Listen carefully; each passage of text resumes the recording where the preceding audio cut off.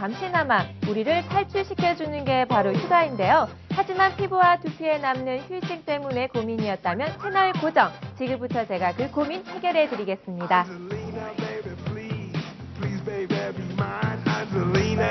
확실한 문제 해결을 하기 위해서는 그 원인부터 제대로 알아봐야 하는데요. 그래서 제가 한 피부과를 찾아가 봤습니다. 안녕하세요. 네, 안녕하세요. 네, 얼마 전에요. 제가 휴가를 다녀왔는데요. 이 여름철 휴가 즐겁긴 하지만 이 두피와 피부가 엉망이 되어서 항상 고생이거든요.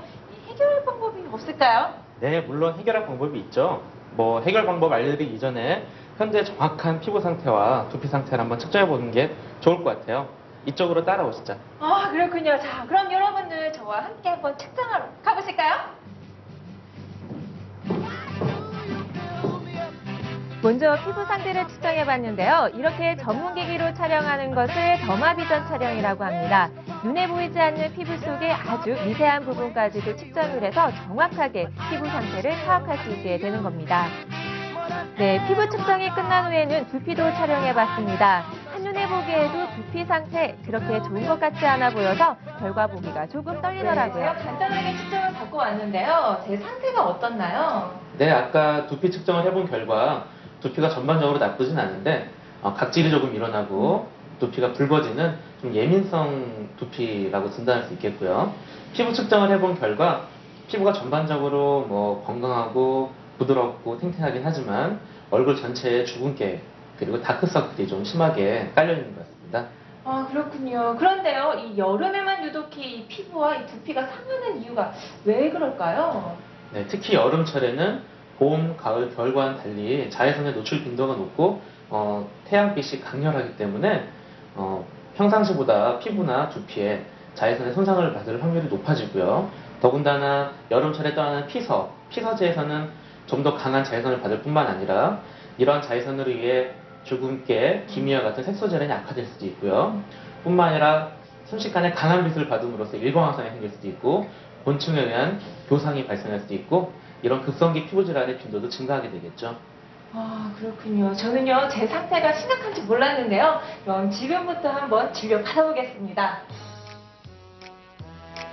햇볕과 물놀이에 지친 피부를 위한 처방은 레이저 시술 시너지 멀티플렉스라고 합니다. 이 치료는 모공장주름이나 여드름 등을 레이저로 치료로 하는 건데요. 여름철에 햇볕에 노출된 피부가 노화된 것과 홍조 치료에 아주 효과적이라고 합니다. 치료가 끝난 후에는 치료하느라고 힘들었을 피부를 진정시키기 위한 마사지를 해주면 효과 2배라고 합니다.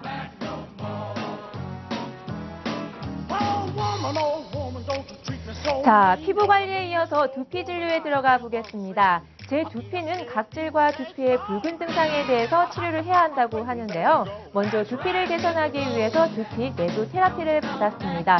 두피에 주사를 놓는 방법으로 살짝 아프기는 하지만 치료에는 아주 효과적이라고 합니다.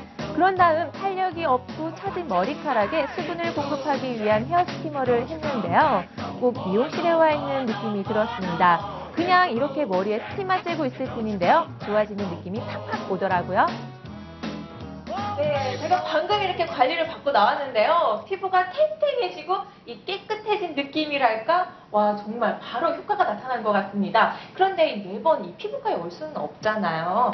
그런데 집에서 관리할 수 있는 방법이 있으면 좀 가르쳐 주세요. 예, 물론 있습니다. 피부가 심한 상태였을 때는 피부과 전문의한테 반드시 진단을 받는 게 중요하고요. 하지만 심하지 않을 때는 집에서도 할 수 있는 피부 관리법에 대해서 알려드리겠습니다. 우선 가장 중요한 거는 스트레스 받지 않고 피부를 쉬게 하는 것이 가장 중요하고요. 적절한 운동과 단백질 섭취, 그리고 과일에 많이 들어있는 비타민을 섭취하는 것이 피부의 건강유지법에 도움이 되겠고요. 그 밖에도 기본적으로 지켜야 될 습관으로 보습제를 항상 발라주시고요. 외출하실 때는 자외선 차단제를 꼼꼼히 발라주시고요. 특히 집에 귀가하시고 나서는 화장을 잘 지워주는 클리닉 습관을 들이는 것이 피부 건강에 가장 중요하다고 할 수 있겠습니다. 아, 그렇군요. 그런데요, 그렇다면 두피 관리는 또 어떻게 하면 되나요? 네, 두피 역시 피부를 치워주는 것처럼 두피도 항상 무리하지 않게 스트레스 받지 않게 해주는 게 중요하고요. 두피는 하루에 한 번 이상 샴푸하는 건 좋지 않고요.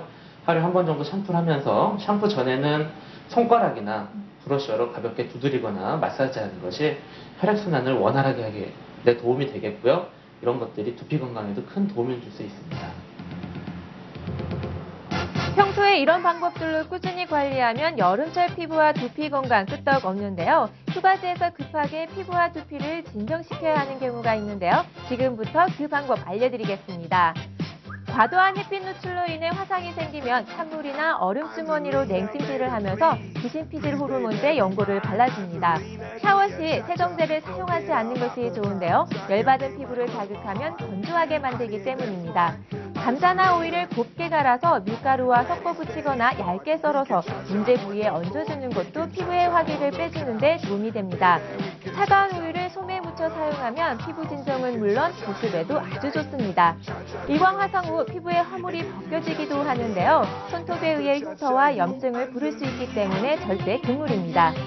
피부가 뒤집어졌을 때에는 녹차 세안이 도움을 줄 수가 있는데요. 노폐물과 독소를 배출해 피부를 진정시키고 쫀쫀하게 당겨주는 수렴작용 효과가 탁월하기 때문이라고 하니까 잘 알아두셨다가 비상시에 유용하게 사용하시면 좋겠죠?